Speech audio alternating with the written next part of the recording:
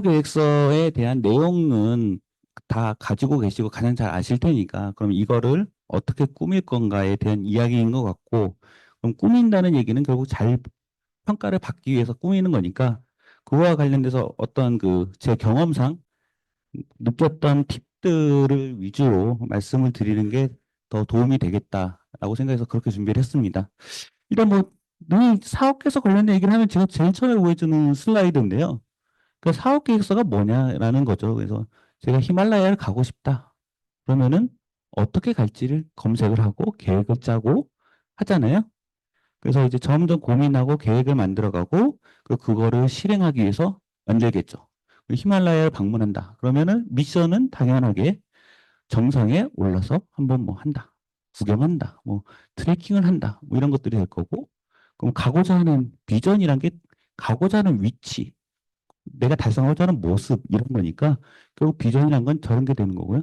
그 전략은 당연하게 뭐 여행 패키지 상품을 구매할 수도 있고 전문가랑 동반해서 여행 가는 방법도 있고 그런 거죠. 그리고 실제로 이걸 실행하려면 일정을 짜고 자금을 만들고 그 위험한 데 가니까 안전관리 어떻게 할 거냐 이런 것들이 따라 붙는 거죠. 이게 계획서로 그대로 이렇게 옮겨올 수 있다는 거예요. 그래서 결국 계획서를 만든다는 건 내가 최종적으로 가고자 하는 목적을 정하고 그 목적에 내가 어떻게 할 거냐에 대한 부분들이 꾸며져야 되고 그 내용이 결국은 누가 봤을 때 다 이해가 되고 설득이 된다. 이게 필요한 거죠. 일단 시작하기 전에 좀 말씀을 드리면 영어 계획서 쓸 때 가장 첫 번째는 스스로 확신할 수가 있어요. 내가 쓰는 내용에 대한 내용 확신이 있어야 돼요. 그래야지 이제 내가 확신을 못하는 건 남들한테 설득을 할 수는 없잖아요. 그러니까 스스로가 자기가 이거는 정말 좋은 거야. 이거는 무조건 성공할 수 있어. 나는 이거 할 수 있어. 이게 좋은 결과를 얻을 수 있어. 이런 거에 대한 확신이 들 때까지 고민을 먼저 해보시는 게 필요하다. 그래서 내가 확신이 되면 이제 그 다음은 뭐예요? 보는 사람 있잖아요. 연구일성은 어쨌든 누군가에게 보여주는 거거든요. 그럼 보는 사람 입장에서 그 사람을 확신시킬 수 있느냐. 즉 전달의 문제죠. 내가 확신하고 있는 거를 그 다른 사람에게 전달할 수 있다. 이걸 듣는 사람이 고민해야 될 건 뭐냐면 내가 하는 확신은 내 경험과 내 지식과 이런 걸 바탕으로 해서 만들어진 확신이죠. 그럼 이걸 듣는 사람은 다른 지식과 다른 경험을 가지고 있는 경우가 대부분이고 그럼 그 사람들한테 내가 생각한 방식 그대로 얘기한다? 아니면 그렇게 내가 평소에 쓰던 말로 얘기를 한다? 이러면 전달이 잘 안 돼요. 그래서 그런 부분들을 한번 생각을 해보는 거죠. 다른 사람에게 보여줬을 때 다른 사람을 납득시킬 수 있느냐. 그리고 그 다음에는 내가 계획서 짰고 확신은 갖고 있지만 정말로 이걸 실현할 수 있느냐. 실현할 수 없을 것 같아 애매해 이러면 그 부분을 채우는 거죠. 내가 실현 가능한가라고 했을 때 내 스스로 물음표가 찍히면 다른 사람이 봤을 때도 똑같이 물음표가 찍힐 수도 있고 다른 사람이 질문을 했을 때 당황하고 답변을 못할 수가 있죠. 이런 부분들에 대해서 먼저 생각을 해볼 필요가 있고요. 어쨌든 사업 연구계획서라는 건 내면 평가를 받게 돼 있고 평가자 입장에서는 첫 번째는 봤을 때 이해가 돼야 돼요. 너무나 당연하지만 이해할 수 있고 그리고 이 내용이 믿을 수 있느냐. 이 사람이 하는 주장을 내가 믿을 수 있느냐. 그리고 너무나 당연하게 이게 선정했는데 사고 과제로 가면 평가를 잘못한 사람이 책임으로 들어오기 때문에 위험 요소들이 있느냐. 그리고 그 관리를 할 수 있는 능력이 있느냐. 아니면 관리 계획이 있느냐. 그다음 마지막으로 여기 이 계획서 쓴 사람들이 충분한 역량을 가지고 있느냐. 뭐 이런 것들을 보겠죠. 이런 게 있어요. 그러니까 낙관적으로 연구결서를 낼 때는 당연히 선정이 될 거라고 생각하고 써야 되는 거죠. 선정이 100%안 되겠다 그러면 쓸 필요가 없는 거고 선정이 될 거라고 쓰는데 이게 결국 이 어떤 낙관적인 생각을 갖고 하는 건데 중요한 거는 이 낙관이라는 게 그 아무런 근거 없는 근자감에서 나오면 안 된다는 거죠. 그러니까 정말로 낙관적인 태도라는 거는 결국 뭐냐 이 스톡테일 패러독스라는 여기서 설명하는데 결국은 잡혀갔어요. 갇혔어요. 근데 그 나중에 살아남은 사람은 누구냐? 낙관적으로 생각하던 정말 아무 계획 없이 낙관적으로 생각하던 사람들은 다 죽었고 스스로 계획에서 이때까지는 무슨 일이 있겠지? 그럼 나는 그때까지 이게 내가 무슨 일이 변화가 안 일어나면 나는 어떻게 해야지? 나는 계획을 세우고 그 안에서 합리적으로 가능한 한 낙관적인 방향을 찾아가던 사람만 살아남았더라. 뭐 이런 거죠. 그 낙관적 태도라는 건 결국 스스로 상황을 예측하고 계획을 세울 수가 있어야 된다. 뭐 이런 거고요. 영국에서 제출하고 평가받다 보면 자주 마주치는 상황이에요. 그러니까 일단은 첫 번째 평가받고 나왔을 때 가장 많이 하는 얘기 중 하나가 심사위원들이 멍청한 것 같아. 내 말을 못 알아들어. 그러니까 쟤네들 전공을 안 한 사람들인가 봐. 뭐 이런 얘기 하거든요. 많이 나오는 얘기가 이거잖아요. 영국에서 다 있는데 읽어보질 않았어. 자, 영국에서 다 있는데 읽어보지 않았다. 이게 일반적으로는 그 상황이 맞아요. 그러니까 평가장에 가기 전에 미리 안 주거든요. 평가장에 딱 들어갔을 때 그 시간 동안만 딱 보여주는데 영국에 써놓고 발표자 놓고 앞에서 발표하고 발표 15분, 질의응답 15분? 그럼 그 15분 동안 영국에서 100페이지, 50페이지 못 읽잖아요. 다 못 읽는 게 맞아요. 그러니까 상황은 그렇다. 당연히 다 안 읽어보고 얘기를 해요. 근데 그 상황을 염두에 두고 하지 못했기 때문에 일단 뭐 그렇게 생각할 수가 있어요. 일단 다음은 뭐냐? 나는 내 과외대 계획서에 있는 게 너무나 중요해. 근데 아까 말씀드렸잖아요. 서로 다른 경험과 지식을 가지고 있는 사람들이라고. 그럼 그 사람 입장에서는 그게 중요하지 않을 수 있는 거죠. 근데 내 스스로는 이게 얼마나 중요한데 이걸 알아주지 못한다. 이 얘기가 나올 수 있고요. 그다음에 막 경제성 얘기해요. 연구재단 과제 뭐 이런 거 말고는 특수 목적 사업 뭐 질병관리 공부나 이런 데 뭐 나오는 거뭐 이런 거 말고는 대부분은 경제성이나 파급 효과 뭐 이런 것도 얘기를 하죠. 그러면 그걸 왜 얘기를 해? 이거 1억씩 3년 주고, 아니 뭐 2억씩 3년 주고 무슨 대단한 경제성 효과가 나올 거라고 기대하는 거야. 뭐 특히 대학에서 공부하는데 왜 그런 얘기를 해? 뭐 이런 얘기가 나오죠. 그 다음에, 딱 보니까 제가 나를 평가하는 위치가 안 되는 것 같아. 이런 거잖아. 내가 이 바닥에서 10년 넘게, 20년 넘게 연구를 해왔는데, 속에 앉아있는 저놈은 몇 년이나 했다고, 지가 나를 왜 평가해? 뭐 이런 거죠. 결국 뭐냐면 이게, 결국 다 뭐예요? 평가를 받고 나오니까 뭔가 분위기가 안 좋은 거예요. 그죠? 분위기가 안 좋으니까 이런 생각을 하게 되는 거죠. 그 다음에 또 뭐냐? 아, 그 질문 나올 줄 알았어. 평가받고 나오면, 아, 그 질문 나올 줄 알았어. 그 질문 나올 줄 알았어요. 대부분의 경우는 사실은 몰랐어요. 그 질문이 나올 줄 알았으면 그 질문에 대한 답이 준비되어 있거나 그 내용이 들어가 있어야죠. 대부분은 몰랐어요. 근데 이제 알았다는 것은 가죠. 그 일부의 경우는 뭐예요? 알았는데 계획서 다 쓰고 나중에 발표자 만들고 생각해 보니까 아, 이런 질문 나올 수 있을 것 같아. 근데 그때 가서 고치려니까 귀찮은 거예요. 피곤하고. 안 하죠. 뭐 그런 경우가 있습니다. 그리고 마지막으로 이제 헤어질 때, 아, 좋은 경험이었네요. 예. 선정되면 열심히 하고 떨어져도 다음에 다시 도전하시죠 하고 훈훈하게 마무리가 되죠. 보통 발표 끝나고 나오면. 평가자 입장에서는 일단 평가할 때 점수를 매겨야 돼요. 감점될 거 찾아요. 모자란 부분, 이상한 부분, 먼저 여기부터 찾아요. 발표자로 발표하는데, 뭐 여기 좀 자신 없는 것 같아. 눈이 흔들리네. 뭐 이런 거. 그래서 야, 요거 물어봐야지 체크를 해요.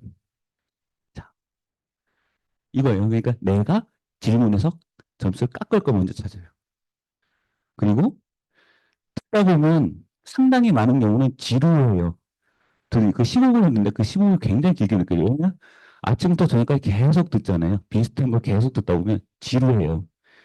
그래서 어느 순간 처음에 시작할 때 잘 못 듣는 사람이 있고 끝날 때 잘 못 듣는 사람이 있고 중간에 못 듣는 사람이 있고 가장 많은 경우는 점심 이후에 발표하는 사람이 제일 억울하죠. 제일 안 들려요. 예, 이건 운의 운이에요. 제일 안 들려요. 자, 지루해요. 잘 모르겠어. 그리고 계획서니까 이만큼 두꺼워. 근데 읽기도 힘들어. 그럼 이제 슬슬 짜증이 나요. 그래, 내가 너는 떨어뜨려 주라. 줄이라. 예, 문제를 잡아야지. 야, 이 질문하면 곤란하지 않을까? 그리고 내가 이 질문하면 곤란하게 만들고 그럼 다른 사람들도 똑같이 점수 깎겠네? 이런 질문을 하는 경우들이 생겨요. 그 다음에 정말 듣기 싫으면 모르겠고 그냥 제목 듣고 대충 훑어보니까 내가 예전에 들었던 거 그런 거 같아. 그때 들었던 걸 막 떠올려갖고 사람의 기억은 바뀌잖아요. 그대로 남아있는 경우가 없죠. 약간 왜곡이 일어나는. 그 계획서 크게 상관없어 보이는 질문이 갑자기 확 들어온다거나 야, 어디서 들었는데 그거 이름이 안 된 거라거나. 저도 그런 경우 굉장히 많이 겪어요. 그 어떤 평가생이 왔더니 골전도 이어폰은 요즘에 안 하는데 왜 골전도 이어폰을 사용한다는 얘기를 하느냐. 나오는데요. 그랬더니 그거 피부 문제 생긴다고 안 써. 뭐 어디 나와요. 당장 쿠팡만 검색해도 나오는데. 그죠? 근데 그런 경우도 있거든요. 그리고 그분은 그게 확신을 가져요. 자기가 그 질문을 했기 때문에. 그래서 계획이 구성이 잘못되었어. 이런 의견을 달게 되는 거죠. 예, 대부분 이거는 그렇게 되면 그 부분에 대해서 답변했을 때 그 사람이 받아들인 것 같으면 통과된 거고 안 받아들인다 그러면 저 사람은 버리고 가자. 어차피 최하점, 최고점 빠지니까 한 명은 버리고 간다. 뭐 이렇게 돼야 되죠. 그다음에 이제 마무리 끊을 때 보통 이렇죠. 잘 들었습니다. 선정되면 잘 하시겠네요. 이건 잘 된 것 같죠? 근데 여기에는 어떤 경우가 있냐? 뽑기 싫다는 경우들도 여기에 들어가 있다는 거예요. 뽑기 싫으니까 훈훈하게 마무리해주고 기분 좋게 돌려보내자. 왜냐? 받고 나가서 평가자에도 다시 평가를 하는 경우들이 많잖아요. 그래서 그 다음에 이거 선정돼도 걱정이 많아요. 말하고 하는 경우가 있어요. 떨어진 것 같잖아요. 근데 선정되면 잘 하셔야 됩니다라는 격려의 말일 수도 있어요. 그러니까 평가를 받고 끝날 때 그걸 보고 모든 걸 다 판단할 필요는 사실은 없다. 그 많은 경우에 뭐냐? 야, 여기는 무조건 떨어뜨립시다라고 합의가 되어 있는 경우도 있어요. 계획서가 부실하다거나 아니면 이 제출한 기관에 어떤 문제가 있다거나 이러면은 사전에 간사가 얘기를 해줘요. 그럼 자, 이건 떨어뜨립시다. 자, 이거는 무조건 훈훈한 분위기에서 기분 좋게 돌려보냅시다. 컴플레인 안 나오게. 그래서 발표하는 분위기 내내 그 발표들이 너무 밝아요. 가끔 웃음도 터져 나와요. 그리고 떨어뜨리는 거예요. 꽈락으로. 아무 문제 없게 꽈락으로 딱 하는 그런 경우들도 있습니다. 그래서 사실은 분위기를 보고 모든 걸 평가할 수 없다. 대체적으로 맞출 수 있지만 그렇진 않다. 연구에서 작성할 때 염두에 두어야 되는 사항들인데 일단은 가장 중요한 건 평가를 받는 거예요. 어쨌든 평가를 받는 거니까 평가를 하는 사람에 대한 배려가 반드시 들어가야 된다. 즉 짧은 시간 동안 파악을 잘 해줘야 돼요. 그럼 파악을 잘 해주려면 잘 할 수 있도록 만들어야 된다는 거죠. 그래서 짧은 시간 동안 파악하기 쉽게 만든다. 어떻게 짧은 시간 동안 파악을 시켜줄 거냐. 그 다음에 두 번째는 점수를 잘 줘야 되는 이유들을 가능한 한 많이 보여줘야 돼요. 그러니까 내용에 대해서는 실제로 10명의 평가위원이 있다 그러면 전공자가 1명, 2명 있으면 많이 있는 거고요. 그 유사한 분야에 있는 사람들은 더 있을 수 있지만 어쨌든 같은 전공을 갖고 있는 사람은 많아야 한두 명. 그리고 그 중에 한 30%, 40% 정도는 상관없는 전공하는 사람들도 있어요. 특히 뭐 산업부나 이런 쪽 과제를 하면 뭐 전혀 상관없는 사람들이 있기도 하죠. 그 중기부 과제 같은 경우는 무조건 변리사 한 명이 들어와요. 그 변리사 모든 분야 다 알지 못하죠. 그러니까 모르는 사람, 그 연구 내용에 대해서 모르는 사람들이 분명히 있어요. 그러면 그 사람들은 내용을 다 듣고 야, 이 주제가 이 내용이 정말 좋다, 나쁘다, 실현 가능하다, 아니다를 잘 파악을 못해요. 그러면 뭘 갖고 판단하느냐? 아, 여기 연구 책임자가 능력이 좋은 사람이네. 인프라가 많네. 그다음에 더더군다나 어떤 경우는 이제 그 제안한 기관의 네임밸류 보고 하는 그냥 점수를 잘 주는 경우들도 있어요. 그러니까 선정해야 될 이유들 가능한 한 많이 보여주면 보일수록 선정 확률이 높아진다. 그리고 질문을 나올 거리를 간단한 것들을 만들어 놓을 수 있으면 쉽게 넘길 수 있는 질문을 만들어 놓을 수 있으면 만들면 좋아요. 약한 공격을 여러 번 받고 나오면 데미지가 별로 없어요. 그죠? 그 티슈로 백날 맞아봐야 하나도 안 아프잖아요. 그럼 괜찮아요. 근데 야구공으로 한 번 맞으면 엄청 아프죠. 그래서 강한 한 방보다는 약하게 여러 번 맞고 가볍게 넘기면 평가를 잘 받는 경우들이 있어요. 그다음에 사업의 취지 그리고 전담 기관의 성격 이런 걸 항상 생각을 하셔야 돼요. 그래서 과기부 과제다. 그럼 과기부 과제가 다 동일한 게 아니죠. 연구재단 같은 경우는 당연히 연구자들이 평가하니까 연구 내용에 대해서 충실하게 볼 거고 그 외에는 어떤 효과를 봐요. 정책 목적에 따라서 만들어진 예산들이다 보니까 달성하고자 하는 정책 목표가 있어요. 각 정권마다 그 시기마다 그런 거에 대해서 이게 정말 그게 맞나? 뭐 예를 들면 청년 일자리 창출이다.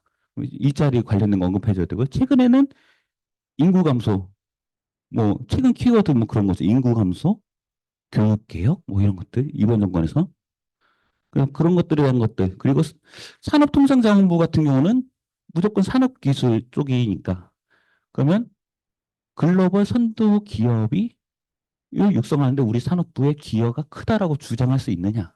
사실 이런 것 좀 보죠. 그래서 똑같이 기업을 지원하도록 중기부 과제랑 산업부 과제는 성격이 많이 달라요. 그래서 산업부 과제는 기술적 난이도를 상당히 봐요. 중기부 과제는 기술적 난이도는 크게 중요하지 않아요. 그런 게 있습니다. 보건복지부 같은 경우도 보건복지부의 가장 오래된 수고는 사실은 R&D 예산을 늘리는 거였어요.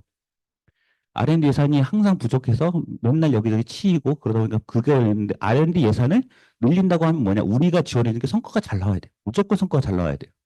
여기에 굉장히 치중되어 있고 코로나를 겪으면서 갑자기 보건복지 예산이 늘어나고 이번 정권에서 국제공동협력 연구 이런 거 막 키워드 내면서 보건복지부 예산이 지금 9천억이 넘어갔어요. 과기부랑 산업부에 근접해 가고 있거든. 과기부랑 산업부가 제일 많아요. 1조 이상 되죠. 1조 몇천억 되는데 보건복지부가 9천억을 넘었어요. 그럼 이걸 유지해야 돼, 이제. 코로나 이슈 끝났잖아요. 어쨌든 감염병에 대한 그 위기의식이 남아있기 때문에 아직은 예산이 있는 건데 그 다음은 어떡할 거냐 이게 있고 정권이 바뀌면 국제공동협력 연구라는 이 트렌드가 사라질 수 있으니까 그 다음은 우린 예산이 원래 수준으로 돌아가기 싫다 이런 거죠. 그래서 가시적인 성과, 홍보 자료가 나오는 것들 이런 것들 그런 것들 좀 많이 좋아합니다.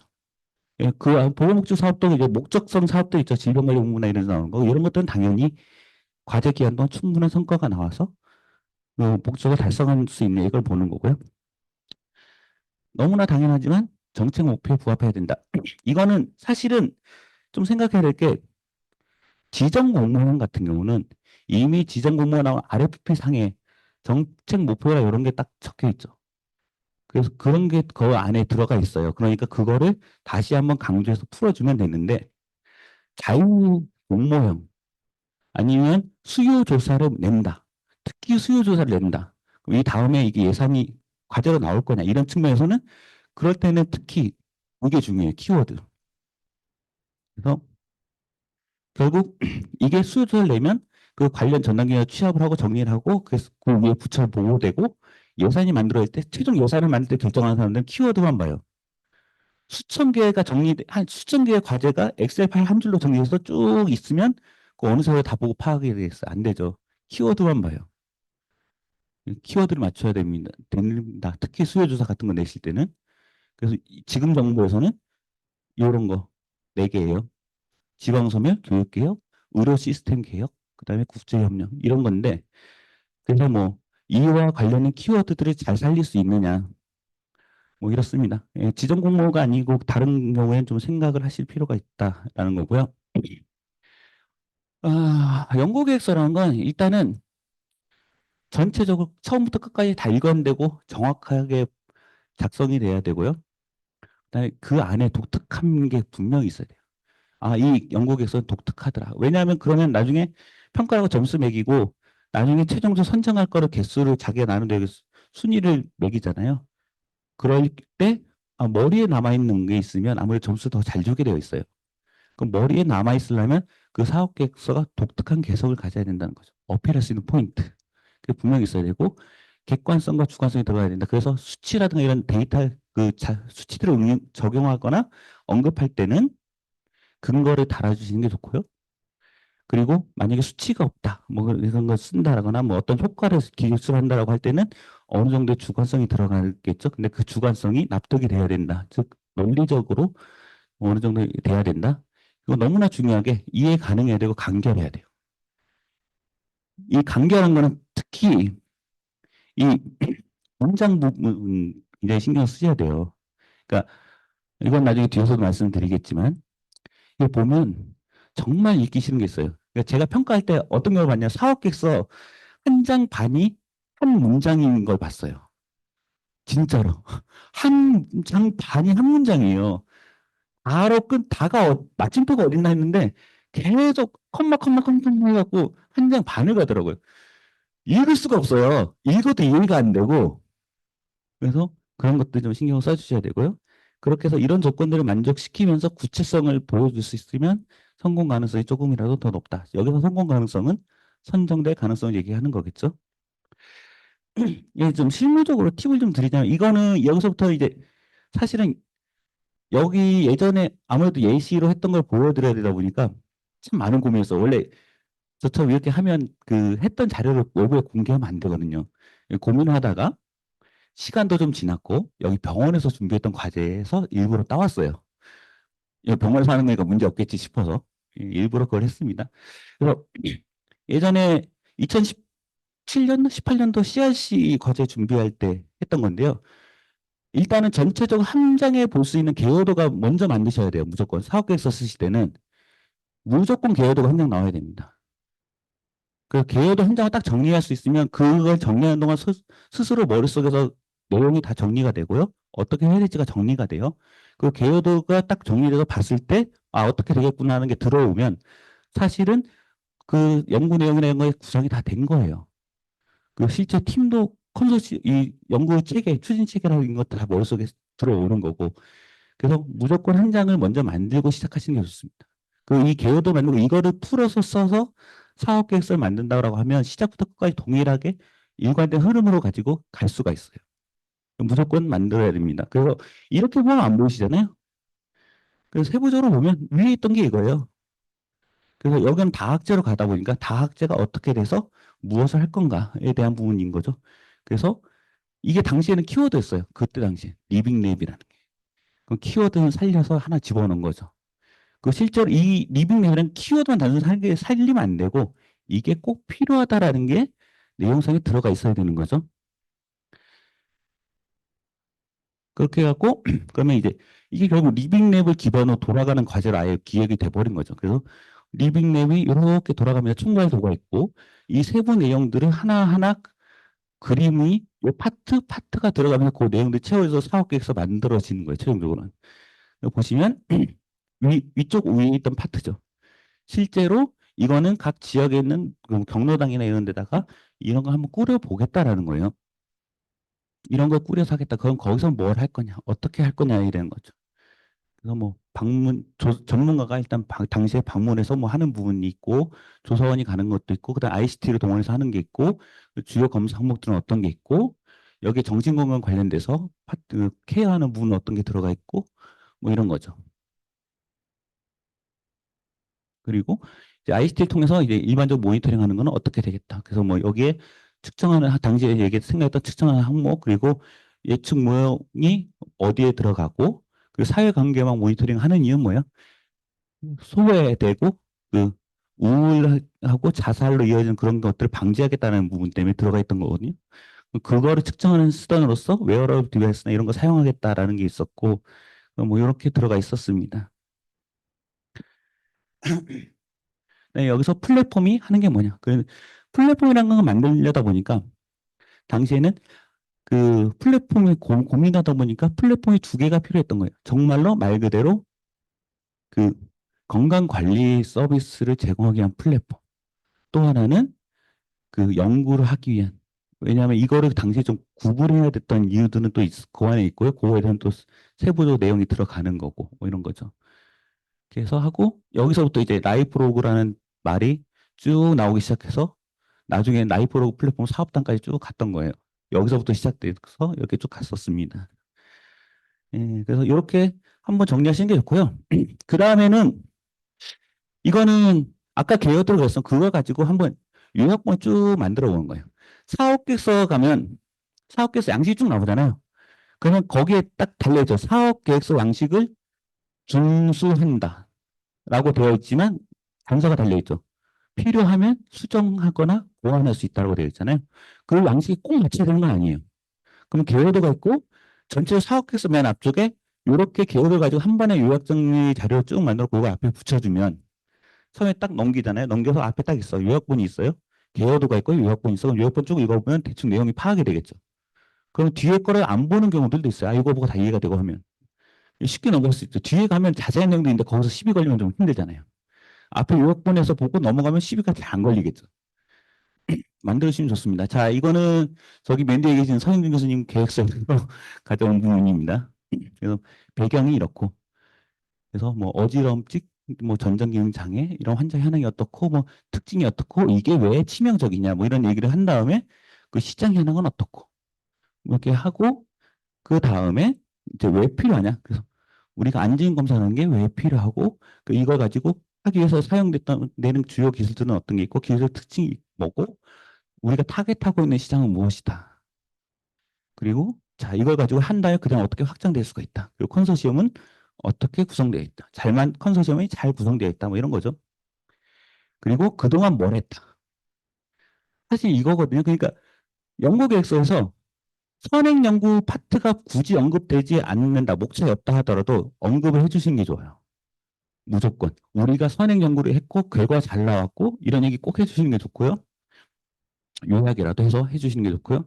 그리고 뭐, 의지가 뭐가 있다. 여기 기업 협력이니까, 기업에서 어떤 의지가 있다. 뭐 이런 거죠. 자, 그 다음에는 이제 선정할 이유를 제공해 주자라는 부분이잖아요. 자, 선행연구 성과를 부각하시는 거 굉장히 필요해요. 그러니까 아까 얘기했죠. 믿을 수 있느냐. 첫 번째, 여기서 제하는 게 믿을 수 있냐. 두 번째, 잘할 수 있느냐. 뭐 이런 거 얘기했었잖아요. 그게 사실 여기에 관련된 거예요. 선행연구 성과가 있어. 그 가능하면 이거와 관련된 부분이 좋아요. 근데 여기서 주의할 거는 선행연구를 강조하다 보니까 선행연구에 있는 내용과 본 연구계획서의 내용이 상당 부분 겹치는 케이스들이 있어요. 저도 평가할 때 봤어요. 그럼 어떻게 되냐? 여기는 떨어져요. 스스로 중복성을 밝힌 거잖아요. 과제 중복성은 탈락 사유거든. 아주 중요한 탈락 사유예요. 그러니까 스스로 그걸 밝힐 필요는 없다. 관련된 분야에서 우리가 선행 연구를 이만큼 했고 거기에 후속으로 이어지는 더 도약하기 위한 연구다라고 하는 건 좋지만 상당 부분 중복돼 보이면 안 된다라는 거고요. 굳이 이 관련 분야가 아니더라도 다른 분야에서도 내가 연구를 했고 어떤 좋은 성과를 얻었고 거기 성과가 이쪽 과제와 어떻게 연계된다. 즉, 뭐 이런 거죠. 선행 연구 내용, 주요 성과, 본과제의 연관성. 이렇게 세 개의 목차로 쭉 작성이 되겠죠. 그렇게 해서 보여주면 좋다. 두 번째는 인프라를 보여줄 필요가 있는데 사실 개별 연구자가 갖고 있는 인프라는 게 없잖아요. 별로 없죠. 뭐 개인 단위에서 개인 연구자가 운영하는 연구실의 인프라는 게 얼마나 있으면 얼마나 크겠어요. 인프라를 내가 활용할 수 있는 인프라거든요. 내가 갖고 있는 게 아니라 활용할 수 있는 거니까 내가 활용할 수 있는 건 다 써주시면 좋아요. 다 써주시되 이 사업에서 어떻게 활용할 거다라는 형태로. 그래서 내가 데리고 있는 뭐 연구원 인력도 좋고요. 옆방에 있는 연구원 인력도 좋아요. 뭐 활용할 수 있는 인력들 그리고 다른 기관의 인력도 좋고요. 뭐 그분들은 뭐 자문이나 뭐 어떤 형태로 쓴다라고 되면 될 거고 장비, 시설 장비 내가 안 갖고 있어도 여기 원주 지역에 어디 있다, 학교에 있다, 원주 지역 어디에 있다. 거기에 해서 그걸 쓸 수 있다. 라고 보여주면 되는 거고요. 뭐 정 안 돼요. 뭐 광역 단위로 뭐 왔다 갔다 하도록 쓸 수 있다. 어디 뭐 대전에 있는 무슨 거 쓸 수 있다. 다 왜, 내가 어떻게 쓸 수 있냐. 거기랑 무슨 관계가 있다라는 걸 보여주면 되는 거니까. 그렇게 하시면 되고요. 그 다음에 사실은 상당히 많은 분들이 이 부분에서 되게 부끄러움을 타서 잘 못하시는 경우도 있어요. 근데 자신의 역량을 최대한 부각을 시키세요. 내가 이렇게 잘난 사람이야라고. 좀 날씨 뜨겁더라도 그래서 우수 연구 성과 넣는 거 당연하죠. 특허 논문 뭐 정량적으로 어필할 수 있는 거 다 넣으시면 좋아요. 네, 특허 몇 건 있고 연구 논문 몇 개가 있고 연구를 내가 얼마나 받았고 뭐 하셨습니다. 다 넣으세요. 숫자로 볼 수 있는 거 다 넣으시고 기술 이전 실적 있으면 아주 좋아요. 왜냐? 평가할 때 기술 이전 됐다. 아, 좋은 기술 개발했네. 일단은 안 되는 것보단 된 게 좋은 기술이라고 일단 판단을 하는 거예요. 기술 이전했어? 그 얘기는 좋은 연구 성과가 나왔네? 라고 이어지는 거라서 기술 이전 실적이 있으면 좋습니다. 그래서 가능하시면 비싸지 않은 가격으로라도 기술 이전을 시켜버리세요. 뭐, 그러니까 기업들, 아시는 기업들 중에 특허가 필요한 경우들이 있거든요. 사업하다 보면 뭐 대출을 받는다거나 어디 R&D 사업을 지원한다거나 할 때 특허가 필요한 경우들이 있어요. 그러면 크지 않은 금액이라도 일단 기술 이전 해놓고 크지 않은 금액은 그냥 기술 이전 한 건 몇 년도 이렇게 하시고 금액이 좀 된다. 몇 년도 몇 건 이전 기술료 얼마. 여기서 팁을 드리자면 기술 이전할 때 기업에서 어차피 이거 사가서 대출이나 목적으로 사용하고 실제로 제품을 안 할 거잖아요. 그럼 거기랑 기술 이전 계약서 맺을 때 선급 기술료 예를 들어 선급 기술료 100만 원, 경상 기술료 30억 이렇게 쓰셔도 돼요. 어차피 경상 기술료는 서로 주고받을 일이 없으니까 기업에서 전혀 부담스러워하지 않아요. 그러면 나중에 기술 이전 실적 쓸 때 30억 쓸 수 있죠. 기술 이전 30억 맞잖아요. 계약서상으로는 엄청난 기술 개발한 거예요. 우리나라에서 1억 이상 기술 이전료가 나온다 그러면 대형 기술 이전권으로 분류를 해요. 30억은 초대형이죠, 그죠? 예. 물론 기업이 30억 잘 안 해요. 어쨌든 부담스러우니까 어떻게 좀 모르니까. 한 1억 정도로 합시다. 1억은 대형 기술 이전권이고, 그 사업 중에 그런 게 있어요. 대형 기술 이전권에 대해서 지원할 수 있는 사업들이 있어요. 그 1억 이상의 기술 이전권을 갖고 있으면 과제 지원하는 폭이 넓어져요. 뭐 그런 것도 있습니다. 그다음에 가지고 있는 직이나 직함이 여러 개가 있다. 다 적어주세요. 뭐 학회 무슨 뭐 간사 이런 것도 좋습니다. 다 넣으세요. 최대한 뭐 하고요. 그 언론 보도 자료나 수상 실적, 뭐 저술하신 거 좋습니다. 다 넣으세요. 다 넣어서 최대한 내가 이렇게 잘난 사람이야. 라고 보여줘야 돼. 그러니까 이거는 그 평가하는 사람도 솔직히 얘기하면 10개를 평가한다 그러면 한두 개는 잘 알아요. 이건 내가 판단해서 할 수 있어. 한 네다섯 개가 잘 애매모호해. 알 것도 같고 모를 것도 같아요. 그러니까 모르는 게 있어요. 모르는 거 일단 보류. 알 것도 같고 모를 것도 같아. 그러면 거기서 점수 줄 게 있는 거, 깎을 게 적은 거, 그걸 뽑게 돼 있어요. 네, 그렇게 좀 해주시는 게 좋다라는 거고요. 네, 잠시만요. 안 넘어갔네. 네. 자, 이게 아까 얘기했던 건데요. 그런 건 좀 빼고 제가 봤던 것 중에 하나인데 일단은 중요한 건 이거예요. 문장은 개조식으로 쓰시는 걸 추천합니다. 그리고 무조건 두 가지예요. 왜냐? 사연지 넘길 때 동그라미, 바, 별표 이렇게 가면 동그라미를 보잖아요. 동그라미 보고 그 다음에 동그라미로 넘어가요. 시간이 없으니까. 그 무조건 두 가지예요. 앞에 결론이 있어야 되고 그 결론인데 그 결론 보고 관심 있으면 그 다음에 짝대기를 보라고 되어 있는 그렇게 해 주셔야 되고요. 근데 보통 우리가 글을 쓰면 앞에 서두를 동그라미 쓰는 경우가 많아요. 서두 쓰고 결론을 저기 별표 막 이렇게 가요. 개조서 쓰라 그러면 그렇게 쓰시는 분들이 꼭 있어요. 그러면 아무 결론을 못 본 계획서가 돼버리는 거예요. 계획서를 내가 짧은 시간 동안 검토했는데 아무런 결론이 없네? 맹탕이네? 계획서를 제대로 안 쓰셨네요? 라고 되는 거죠. 그러면 나는 열심히 썼는데 평가할 때 평가위원이 그래요. 계획서 너무 부실하게 쓰셨어요. 내용이 구체적이지 않아요. 잘 모르겠어요. 뭐 이렇게 되는 거거든요. 무조건 두 간씩으로 쓰시고 한 문장은 가능하면 2.5줄, 2줄 반을 넘어가지 마시라. 왜냐? 3줄을 넘어가면 아까 얘기한 것처럼 잘 안 읽혀요. 2줄이 가장 좋아요. 2줄은 한 번 보면 눈에 들어오는 사이즈거든요. 딱 2줄이. 2줄로 가능한 문장은 다 2줄로 끊으시는 게 있고 2줄로 잘 안 끊기잖아요. 그 가능하면 2.5줄 내로 하시다. 이거 딱 평가 받으시는데 하러 가셨는데 이렇게 써여 있어요. 계속 문장이 이런 식이야. 그럼 이거 읽고 싶으시겠어요? 어떠세요? 눈에 들어오세요? 안 들어오죠. 당연히 안 들어오죠. 이게 그렇잖아요. 이거를 제가 왜 갖고 있냐면 공개는 안 하겠습니다. 어느 대학의 교수님께서 여기 원주 지역은 아니고요. 다른 지역에 계신 교수님께서 계획서 쓰셨는데 문장이나 정리를 하고 문장을 좀 다듬어 달라고 요청하셔서 했던 게 있더라고요. 받아들였던 게 있어요. 그걸 보니까 내가 이때 이거 문장 다 읽고 다시 정리하고 진짜 고생해갖고 두 번 다시 그런 거 안 한다 그랬거든요. 그게 생각이 나서 갖고 왔습니다. 자, 이걸 가지고 어떻게 정리했냐? 그냥 이렇게 정리했어요. 아까 그 문장하고 이 문장하고. 어떻게 보이세요? 같은 문장 같으세요?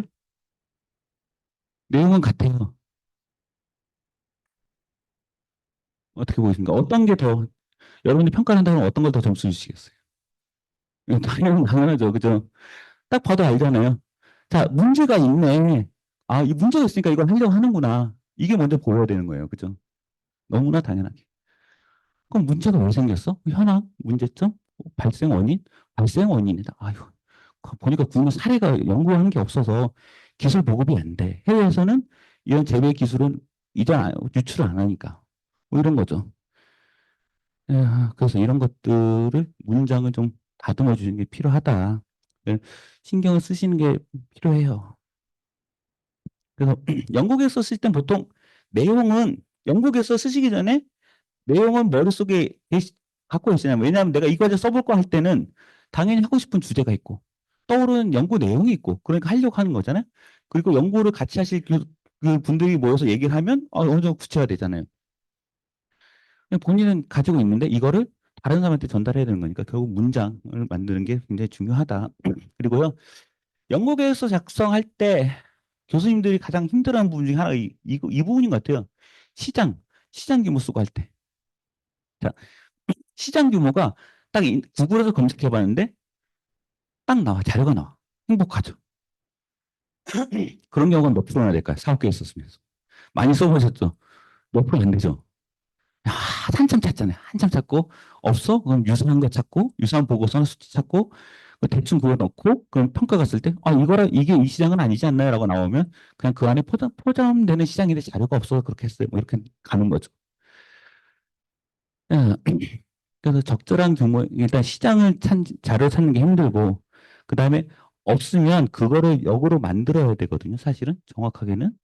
내가 제시하는 시장 규모가 없다. 그럼 내가 만들어야 되는데, 어떻게 만들까에 대한 부분이 사실 있어야 돼요. 그리고 또 하나 뭐냐면 시장 규모를 계획서에 쓸 때 명확한 통계 자료가 있다. 예를 들어 뭐 건강관리 건강보험공단이나 이런 데서 나온 보고서가 있다. 뭐 보건산업진흥원에서 나온 보고서가 있다. 그러면 괜찮아요. 크든 작든 일단은 쓸 수 있죠. 근데 작아. 작아도 너무 작아. 국내 시장 100억, 뭐 50억 이러면 평가위원들이 뭐라고 하냐? 안 뽑아요. 50억 시장에서 사용될 수 있는 거를 굳이 해야 되나? 뭐 이런 거죠. 그러니까 몇몇 목적 사업이나 연구재단 사업을 빼고는 나머지 거는 50억, 100억 이런 거 안 뽑습니다. 그럼 좀 커야 돼요. 근데 너무 크다. 안 믿어요. 그 적절한 사이즈의 시장을 제시하는 게 상당히 필요하다. 그래서 어떤 정도의 사이즈가 적당하냐? 산업부에 좀 큰 과제도 있잖아요. 뭐 한 30억, 40억 하는 과제들, 뭐 아니면 뭐 20억 하는 과제들 이런 것들은 목표 시장 규모가 글로벌 시장은 한 1조 정도 나와줘야 되고요. 국내 시장은 한 3, 4천억 나와줘야 돼요. 최소한. 그 정도는 나와줘야 산업부에서 이 정도 시장이면 이걸 할 만해. 해외 시장 5천억, 국내 시장 1천억, 산업부 그런 대형 과제는 떨어집니다. 네. 이거는 어쩔 수 없어요. 그러니까 산업부 아까 얘기했잖아요. 글로벌 시장에서 선도할 수 있는 기술을 만드는 게 목적이라고. 시장 규모가 작으면 안 돼요. 중기점 과제를 써요. 중기점 과제에서 세계 시장 규모 1조 원, 국내 시장 규모 5천억. 뽑을까요? 안 뽑을까요? 어떻게 되겠어요? 안 뽑혀요. 왜냐? 중소기업이 그 시장에서 뭘 할 수 있냐는 거죠. 대기업들하고 경쟁을 해야 되냐. 그 정도 규모면 대기업들이 움직이거든요. 대기업하고 경쟁해서 니네가 할 수 있어? 이렇게 되는 거예요. 중기점 과제에서는 적절한 규모가 어느 정도냐? 국내 시장 500억 수준, 500억에서 1000억 왔다 갔다, 해외 시장 3천억에서 5천억 사이. 이 정도면 적당해요. 그러면 어떻게 하냐? 국내 300에서 500은 대기업은 안 들어와요. 대기업은 안 들어오고, 그럼 중소기업끼리 경쟁이고, 여기서 내가 뭘 할 수 있다. 그리고 그 다음에 어떻게 할 거냐? 해외 시장 한 5천억 되는 것 같아요. 그럼 해외 시장을 진출할 거예요. 그럼 나는 이 기업을 키울 수 있어요. 이렇게 되는 거죠. 그럼 연매출 1000억 정도 가게 되면 다른 아이템들이 나오니까 기업이 성장하겠구나가 되는 거죠. 자, 꼭 그런 거 아니죠. 그런 정도의 시장 규모들이 있어요. 그런 것들 잘 주시해 주시는 게 좋고, 과기부의 과제가 큰 과제도 있잖아요. 과기부 과제는 큰 과제들은 이 기술이 가져올 수 있는 시장에서 진출해서 가져올 수 있는 시장 규모가 어느 정도 돼야 되냐. 장기적으로 봤을 때 과기부는 무조건 목표는 글로벌 탑 수준이에요. 탑 수준의 기술. 이러니까 과기부는 그런 과기부의 큰 과제들은 무조건 1조 원 이상 세계 시장이. 8천억? 7천억? 그럼 평가받을 시장이 좀 작지 않아요? 라는 얘기 나올 수 있어요. 자, 그러면 이제 그런 시장을 만들어내야 되는 거죠. 시장 규모를 하고, 그럼 예를 들어 뭐 보건복지부 보고서에 보니까 글로벌 시장이 뭐 30조 원, 국내 시장이 1조 5천억이 나왔어요. 내가 하는 과제가 이 사업 규모가 사실 그건 너무 큰 것 같아. 라고 하면 어떻게 해야 돼요? 거기서 시장 규모 줄여야죠. 적절한 수준으로 줄여야 돼요. 그러니까 시장을 세분화한다 그래요. 시장을 세분화시켜요. 그래서 그거를 논리적으로 시장을 세분화시켜서 거기서 원하는 정도의 시장 사이즈를 만들어내서 제시를 하는 게 필요하다. 그리고 그 시장에서 우리가 딱 봤더니 마땅한 경쟁 기술, 경쟁 제품, 경쟁 서비스 이런 게 별로 없더라. 아니면 있는데 걔네도 우리보다 어떤 점이 부족하더라. 이런 거. 그 다음에 시장에서 결국은 찾고 있거나 찾게 될 기술은 어떤 특징이 있어야 되고 그걸 우리가 할 수 있다. 이렇게 되는 거죠. 그러면 그 시장이 정해지고 그 시장 내에서 우리가 무엇을 할 수 있다가 나오는 거죠. 네. 그래서 일단 중요한 거는 시장 규모, 그 다음에 시장 성장률 뭐 이런 거예요. 그래서 시장 규모 내가 설정하고 변화율 추정하고 할 때 거기에 어떤 요소에 영향을 미칠 거냐. 예를 들어 의료 시장이다. 환자 수가 되게 중요하겠죠. 환자 수 변화, 환자 수 변화.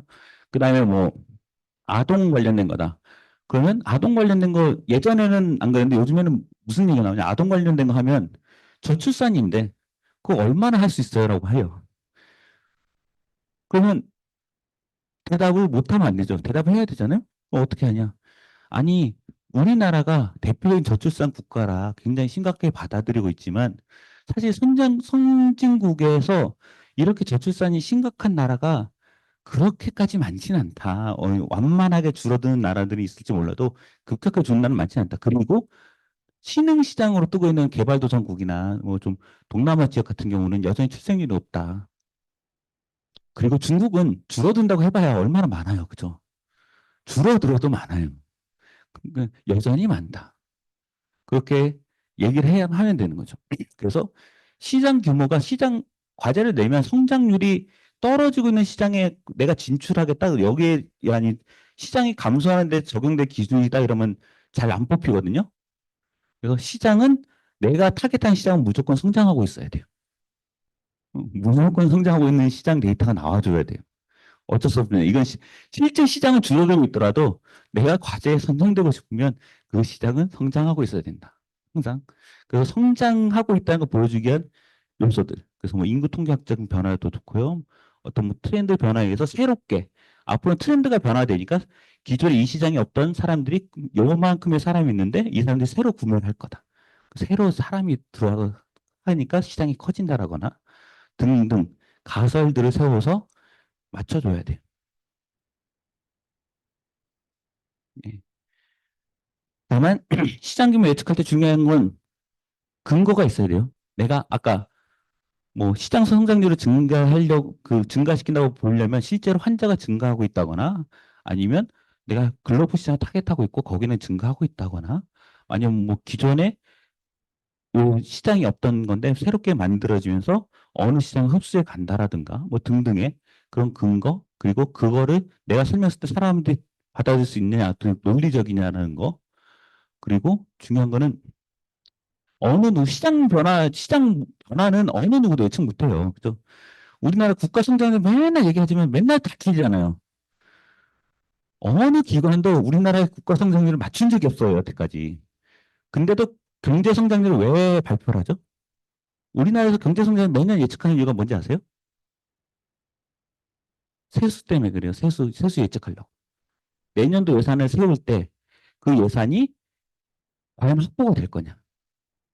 이 예산 확보는 결국 경제 성장률하고 상관관계를 가지기 때문에 경제 성장률이 굉장히 중요하고 그 세수가 늘 거냐 줄 거냐가 있고 그럼 경제 성장률이 둔화가 되면 세수가 감소가 되겠죠. 그럼 새로운 재원을 발굴한다거나 세원을 발굴한다거나 아니면 차입을 한다거나 이런 것들이 다 들어가죠. 그 예산 계획에 그런 게 들어와야 되니까 경제 성장률을 항상 계산을 해요. 물론 한 번도 맞은 적은 없어요. 그래서 여러분들이 시장 규모를 예측했는데 틀렸다. 아무도 뭐라고 안 해요. 어느 누구도 못 맞추는 거기 때문에. 다만 그게 논리적이면 되는 거예요. 자, 그렇고요. 시장을 뭐 세분화하는 것도 이런 부분이 있습니다. 그 다음에 시장에서 중요한 거는 경쟁사죠. 경쟁자. 그러니까 기술을 개발하더라도 유사한 기술 개발하고 있는 기관이 있느냐. 거기보다 우리가 뭐가 더 좋냐. 우리 기술이 어떤 게 우위냐. 이런 것들을 따져야죠. 그래서 뭐 예를 들어 뭐 쉽게 생각하면 뭐 이런 거예요. 이런 거를 그려보면 더 좋아요. 우리의 기술을 갖고 뭔가 제품을 만들었을 때 품질을 높이고 가격을 낮출 수 있다. 이게 가장 좋죠. 품질 높이고 가격 낮추. 현재는 여기 있는데 여기로 가. 가장 좋죠. 이런 거. 그래서 보통 이렇게 투바이투 매트리스 분석해서 보여주는 거 좋아해요. 기획하는 쪽에서는. 그래서 지금 현재 뭐 어디인데 가격 놓고 품질이 엄청 나쁜데 내 기술을 적용하면 이렇게 갈 수 있어. 뭐 이런 것들 보여주면. 그러니까 이 축을 뭘로 잡느냐는 굉장히 고민해서 원하는 축을 잡으시면 돼요. 여기에 무슨 항목을 넣을 거냐? 이건 내 마음이죠. 어차피 내가 짧은 시간 동안 보여주고 나를 최대한 어필하는 자리니까 음, 물론 뭐 거기서 뭐 다른 사람이 나중에 분석해서 그런데 다른 매트리스 그려보니까 니네 기술이 안 좋은데 그거는 나중 얘기예요. 선정도가 허락됐는데 뭐 그죠? 그 다음 얘기고 예. 뭐 체크리스트가 뭐 이런 게 해볼 수도 있어요. 뭐 보통 이게 사업 계획서 쓸 때 이런 것도 한번 작성해놓고 한번 체크해봐라라고 하는데 뭐 한번 보여드리고요. 뭐 굳이 체크하면서 쓰실 시간까지는 없을 것 같고. 자, 그다음에 내 기술이 또는 내 제품, 내가 하고자 하는 연구가 얼마나 혁신적이냐. 즉, 이 과기부가 좋아하죠. 혁신적이냐. 혁신 기술. 기술적으로 얼마나 요즘에 초격차 기술. 산업부도 과기부 혁신 기술 하니까 산업부는 초격차 기술. 음, 그럼 뭐 얼마나 초격차냐. 이런 거 보여주려면 어떻게 보여줄 거냐는 거죠. 우리 제품을 쓰면 신제품이 튀어나올 수 있어요. 신사업을 일으킬 수가 있어요. 뭐 이런 것들. 자, 이 기술이 기존에 없던 것들을 할 수 있는데 그거를 이게 마침 시장에서 너무나 찾는 기술이에요. 그 글로벌 기업들도 이걸 하려고 해요. 근데 마침 우리가 가장 완성에 가깝게 있네요. 그 저희가 조금만 하면 할 수 있을 것 같아요. 그 선진국 그뭐 주요한 경쟁자들이 우리랑 봤을 때 한 3년 격차가 나는 것 같아요. 그거 누가 검증해요, 그죠? 기술 격차 가끔 뉴스 보면 그렇죠. 우리나라 뭐 반도 뭐 무슨 기술이 뭐 미국 대비 몇 프로? 미국이 10점 만점을 했을 때 뭐 7.5점이다, 6.5점이다. 혹시 그런 거 안 궁금해 보셨어요? 기술 격차 얘기할 때 왜 항상 만점은 미국이죠? 생각해 보신 적 있어요? 항상 만점이 미국이어야 될 이유가 있어요? 왜 항상 미국이 만점일까요? 기술 격차를 누가 작성해요? 기술 격차 누가 분석해요? 그 분야에 연구하시는 분들이 써요. 모아놓고 해요. 뭐 그 연구하는 사람들 중 이름 있는 사람들 모아놓고 자, 몇 점이라고 생각하세요. 그 사람한테 나눠주고 그래서 그 점수를 다 쓰라 그래요. 그럼 이분들이 뭐 어떻게 하냐? 우리나라는 무조건 만점이 가면 안 돼요. 만점 가면 과제 연구비 안 나오잖아요. 다 우리나라가 최고인데 이미 다 했는데 뭐 그럼 이거 민간에서 하지 왜 국가에서 돈을 내? 나가 되는 거거든요. 그 우리나라는 절대 만점이 되면 안 되는 거예요. 그러니까 항상 기술 격차에서 우리나라 항상 뒤쳐져 있어야 돼요. 자, 그다음에 우리나라에서 이런 걸 발표했을 때 사람들이 딱 들었을 때 아 그렇지라고 하는 나라가 어디냐? 그게 미국이란 거예요. 일반 대중인식에. 미국이 기술은 최고지.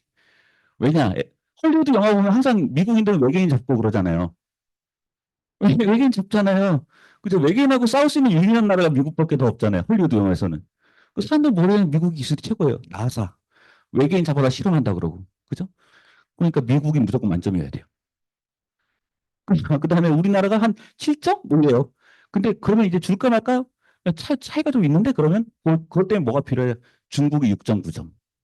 우리만 7.2점. 야, 좀 있으면 중국한테 잡혀. 빨리, 빨리 해야 돼, 빨리. 그 중국 이기고, 중국과 차이 벌리고, 미국 따라잡고, 그렇게 가야 돼. 딱 점수가 딱 그렇게 나와요. 보시면, 한번 나중에 보면, 한번 보세요. 딱 그 정도로 나와요. 자, 이건 다 주관적인 거거든요. 누구도 검증할 수 없어요. 실무적으로 많이 해봤습니다. 예. 딱 그 정도로 나온다. 뭐 이런 거고요. 자, 이게 뭐 기업하고 하는 과제들 같은 경우는 이거예요. 수익성이 따라가요. 산학협력 과제들은 산업부나 뭐 이런 쪽 수익성이 따라갑니다. 그 기업에서 이걸 과제해서 얼마를 벌 거냐. 뭐 이런 부분들.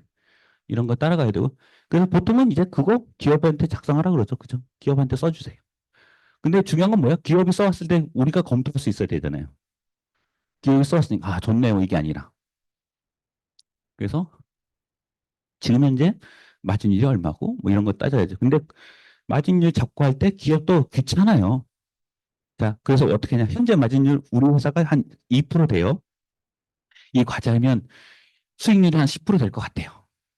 그래서 10% 확보할 수 있다. 기업에서 제조업에서 수익률 10%는 어마무시한 거예요. 10% 수익률 내기 굉장히 힘들거든요. 10% 한다. 엄청난 기술이죠. 근데 그거를 그러면 평가하는 사람들이 그걸 모르겠냐. 모르는 분도 있지만 아는 분들이 있어요. 말도 안 되는 수치 아니냐부터 시작하죠. 이게 왜 10%를 낼 수 있냐. 공격이 거기서 나올 수 있어요. 그래서 그런 것들을 좀 생각해 보실 수가 있고 그렇습니다. 이런 것들을 좀 볼 수가 있어야 된다. 우리가 직접 할 건 아니지만 네, 그렇습니다. 산업부나 이런 쪽에 사업과 관련된 사업 계획서 이런 거 쓸 때 자, 이런 것도 좀 생각해 보셔야 된다는 거예요. 일단은 명확하게 그 사업화 계획에 수립되어 있느냐. 꼭 항상 보면 뒤에 사업화 계획 부분이 붙어 있잖아요. 산업부 과제는. 붙어 있는데 그걸 쓰면 그럼 결국 이 사업화 계획이 명확하냐. 예, 평가, 산업부가 되는 거 평가할 때 연구자도 있지만 기업 출신이 있고, 그 다음에 그 컨설팅이나 뭐 투자회사 이런 사람이 꼭 들어와요. 그 사람들은 뭘 하냐? 앞에 연구 내용을 보지 않아요. 참여 기업의 사업화 계획 파트를 봐요. 이 파트에 대해서 질문을 하시는 거죠. 그렇습니다. 그 다음에 이제 사업계에서 쓰인 전반적인 데이터들이 근거가 있느냐. 뭐, 평가원 중에 자기가 다른 데이터 알고 있는 분이 있을 수 있어요. 그분이 질문하죠. 여기 나온 제시한 수치가 이게 아닌 것 같은데요? 잘못하신 거 아닌가요? 아, 그러면 이제 얘기할 수 있죠. 근거가 달려 있으니까. 아, 저희가 참고한 그 연구 보고서나 논문에 따르면 수치가 이걸로 되어 있었습니다. 다른 거에 있으면 그거를 알려주시면 저희가 나중에 검토해서 다시 한번 확인해 보겠습니다. 하면 끝이에요. 뭐 참고한 근원, 문헌이 다른데, 뭐, 그죠? 그래가지고 뭐 서로 토론하는 자리 아니니까. 그래서 가능한 한 수치나 데이터들은 근거가 필요하다. 자, 그 다음 단순해야 돼요. 모르는 사람이 봐도 이해된다. 일관돼가지고, 뭐 이런 것들. 앞에서 얘기한 내용들입니다. 그래서 핵심 컨셉들 제시된 거 한번 참고해 주시면 될 것 같고요. 체크리스트, 이런 것도 한번 체크해 보시면 좋겠다라는 거고요. 이 내용은 뭐 체크리스트 이런 건 나중에 강의 자료가 배포가 되겠죠? 뭐 확인해 보셔도 되고요. 그 다음에 이런 거, 리스크. 이 사업 계획서, 연구 계획서 이런 거 볼 때 대부분의 경우는 이 리스크에 대한 부분이 언급이 안 돼 있어요. 왜냐? 나는 잘할 수 있다고 생각하기 때문에. 근데 알고 계실지 모르겠지만 우리나라의 연구개발 과제의 상당 부분은 계획대로 추진이 안 되죠. 어차피 사람은 계획은 계획이고 현실은 현실이니까. 계획하고 차이가 벌어질 수밖에 없죠. 일정이 지연이 되든 당겨지든 뭐 뭔가 변화가 있어요. 3년짜리 과제인데 2000년도까지 목표 달성 다 해버리고 3천년도 딴짓하는 경우도 있고. 다 했으니까. 다 했는데 저 딴짓한다는데 뭐 누가 뭐라 그래요. 그죠? 더 하면 좋은 거니까. 그 뭐라고는 하지 않지만 온갖 경우도 생길 수 있어요.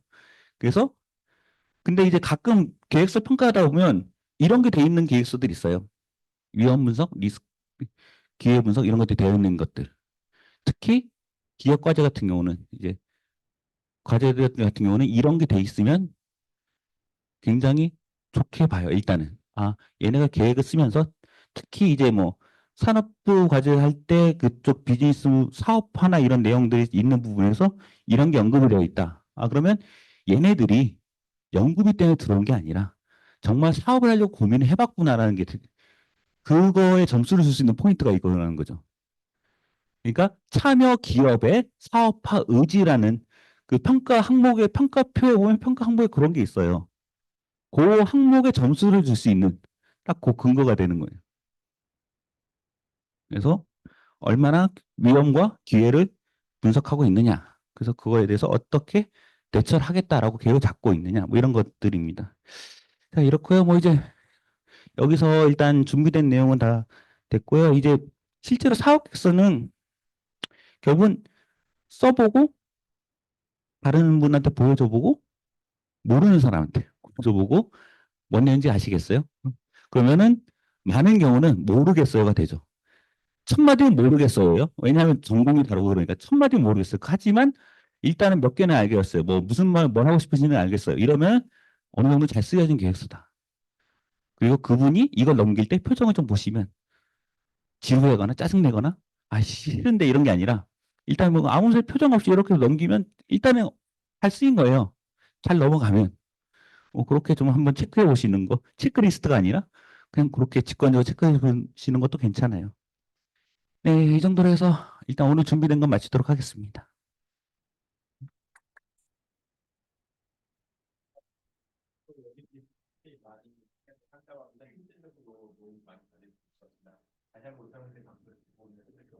감사합니다.